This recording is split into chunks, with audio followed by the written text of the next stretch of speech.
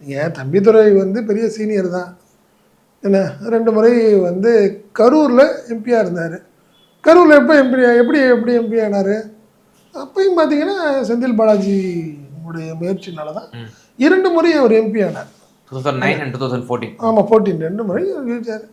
But அதே சமயத்தில் 2019 பார்த்தீங்கன்னா அமைச்சர் செந்தில் பாலாஜியால் தான் விரட்டப்பட்டார் அவர். சரிங்களா, தம்பிதுரையுடைய வளர்ச்சிக்கு அவர் ஒரு காலத்தில் இருந்தார். ஆனால் இந்த எலெக்ஷனை வந்து அரவாக்குறிச்சி எலெக்ஷன் வந்து நிப்பாட்டினாங்க. தொடர்ந்து புகாரின் அடிப்படையில் அரவாக்குறிச்சி எலெக்ஷன் நிப்பாட்டதுக்கு முக்கிய காரணம் தம்பிதுரை. செந்தில் பாலாஜியை வந்து அவருடைய வளர்ச்சி அவருக்கு வந்து பிடிக்கல. நான் தான் சீனியரு, எனக்கு கீழே தான் நீ இருக்கணும் அப்படிங்கிற மாதிரி நினச்சாரு. பட் செந்தில் பாலாஜியுடைய வளர்ச்சியும் அவருடைய உழைப்பு வேறேன்னு வச்சுக்கோங்களேன்.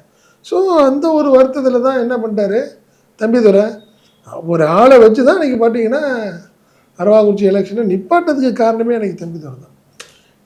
எவ்வளோ பெரிய ஜாம்பவானா நினச்சிக்கிட்டு முழுக்க சசிகலாவுடைய ஒரு பெரிய என்ன சொன்னால் கிட்டத்தட்ட சசிகலாவுடைய தொடர்ந்து அவங்களுடைய பெரிய முக்கியமான ஒரு ஃபாலோவராக இருந்தார்.